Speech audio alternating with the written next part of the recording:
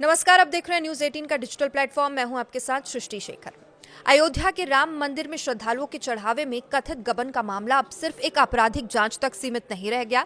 जांच लगातार आगे बढ़ रही है। विपक्ष सरकार पर हमलावर है, संत समाज अपनी राय रख रहा है और कई राजनीतिक बयान भी सामने आ रहे हैं। तो आइए जानते हैं अब तक इस पूरे मामले में क्या क्या हुआ है। सबसे पहले बात करेंगे जांच की।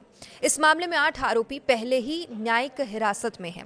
अब अयोध्या पुलिस की कोर्ट से कुछ आरोपियों से जेल में पूछताछ की अनुमति मिलने के बाद पुलिस जेल पहुंची और आरोपियों से पूछताछ की ताकि ये पता लगाया जा सके कि कथित गबन कैसे हुआ, पैसा कहां गया, इनमें कौन कौन शामिल था। जांच एजेंसियां बैंक खातों, लेन देन और अन्य दस्तावेजों की भी पड़ताल कर रही है। इस बीच श्री राम जन्मभूमि तीर्थ क्षेत्र ट्रस्ट के महासचिव रहे चंपत राय का बयान भी सामने आया। उन्होंने कहा कि शिकायत उन्होंने ही की थी और उसी शिकायत के आधार पर मामला दर्ज हुआ। उन्होंने ये भी माना कि शिकायत दर्ज कराने में देरी हुई, जिसे उन्होंने अपनी गलती बताया। इसी बीच दान गबन मामले के बाद चंपत राय और ट्रस्ट सदस्य डॉक्टर अनिल मिश्रा के इस्तीफे की भी जानकारी सामने आई। अब ट्रस्ट की अगली बैठक 11 जुलाई की जगह 6 जुलाई को बुलाई गई है, जिसमें आगे की रणनीति पर चर्चा हो सकेगी। अब बात राजनीति की। कांग्रेस ने इस पूरे मामले को लेकर अयोध्या में पदयात्रा और प्रदर्शन का ऐलान किया था, लेकिन उससे पहले ही प्रदेश अध्यक्ष अजय राय समेत कई नेताओं को हाउस अरेस्ट यानी हिरासत में लिए जाने का दावा किया गया। कांग्रेस नेताओं का आरोप है कि उन्हें भगवान राम के दर्शन करने से रोका गया। अमेठी सांसद किशोरी लाल शर्मा और वरिष्ठ नेता दीपक सिंह ने भी सरकार पर निशाना साधा।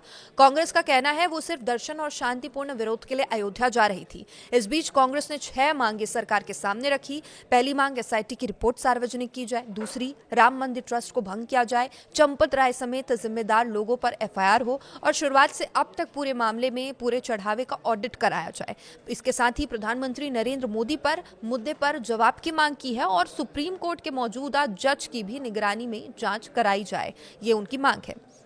अब इस बीच धर्म सेना के राष्ट्रीय अध्यक्ष संतोष दुबे ने राष्ट्रपति को पत्र भेजा है। उन्होंने मौजूदा ट्रस्ट को भंग कर नया ट्रस्ट बनाने की मांग की है। उनका कहना है कि नए ट्रस्ट में चारों शंकराचार्यों और राम मंदिर आंदोलन से जुड़े कार सेवकों के परिवारों को प्रतिनिधित्व मिलना चाहिए। साथ ही उन्होंने आरोपियों के खिलाफ गैंगस्टर एक्ट और एनएसए के तहत कार्रवाई की मांग की है। उधर एआईएमआईएम प्रमुख असदुद्दीन ओवैसी के बयान पर भी विवाद खड़ा हो गया। उनकी टिप्पणी पर अयोध्या के कई संतों ने कड़ी आपत्ति जताई। संत सीताराम दास, जगतगुरु परमहंस आचार्य और अन्य संतों ने बयान को अनुचित बताते हुए इसकी आलोचना की। इसके बाद ये मुद्दा धार्मिक और राजनीतिक दोनों स्तरों पर चर्चा का विषय बन गया। विश्व हिंदू परिषद के राष्ट्रीय अध्यक्ष आलोक कुमार ने विपक्ष पर निशाना साधते हुए कहा कि जो नेता पहले भगवान राम के अस्तित्व पर सवाल उठाते थे, वे अब चुनाव को देखते हुए राम मंदिर पहुंच रहे हैं। उन्होंने ये भी कहा कि दान चोरी के आरोपियों के प्रति कोई सहानुभूति नहीं होनी चाहिए, लेकिन हर आरोपी को संविधान के तहत कानूनी सहायता पाने का अधिकार है। उन्होंने अयोध्या बार एसोसिएशन से अपने फैसले पर पुनर्विचार करने की भी अपील की। उधर मुख्यमंत्री योगी आदित्यनाथ ने भी विपक्ष पर हमला बोलते हुए कहा कि जो लोग पहले राम भक्तों का विरोध करते थे, आज वही राम भक्ति की बात कर रहे हैं। समाजवादी पार्टी के सांसद अवधेश प्रसाद ने पूरे मामले की सुप्रीम कोर्ट की निगरानी में जांच की मांग की।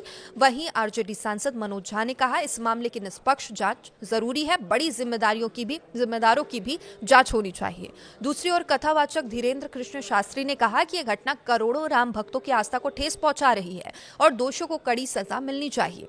इस बीच श्री राम जन्मभूमि सेवा समिति की प्रस्तावित प्रेस कॉन्फ्रेंस भी फिलहाल स्थगित कर दी गई है। समिति का कहना है कि पहले प्रशासन को ज्ञापन दिया जाएगा और उसके बाद प्रधानमंत्री के नाम पत्र सौंपा जाएगा। उनका दावा है कि प्रेस कॉन्फ्रेंस टालने के पीछे किसी बाहरी दबाव की वजह नहीं है और इस मुद्दे पर श्रद्धालुओं की राय की अगर बात करें तो अयोध्या पहुंचे कुछ श्रद्धालुओं ने इसे बेहद दुखद बताया है। कहना है उनका कि भगवान राम के मंदिर से जुड़ी ऐसी खबर ने करोड़ों श्रद्धालुओं की भावनाओं को आहत किया। लोगों की मांग है दोषियों पर सख्त कार्रवाई हो और भविष्य में ऐसी घटनाएं दोबारा ना हो।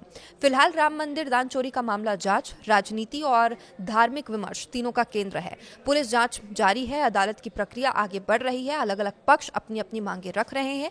आने वाले दिनों में जेल में पूछताछ, ट्रस्ट की बैठक और जांच एजेंसियों की रिपोर्ट इस मामले की दिशा तय कर सकती है।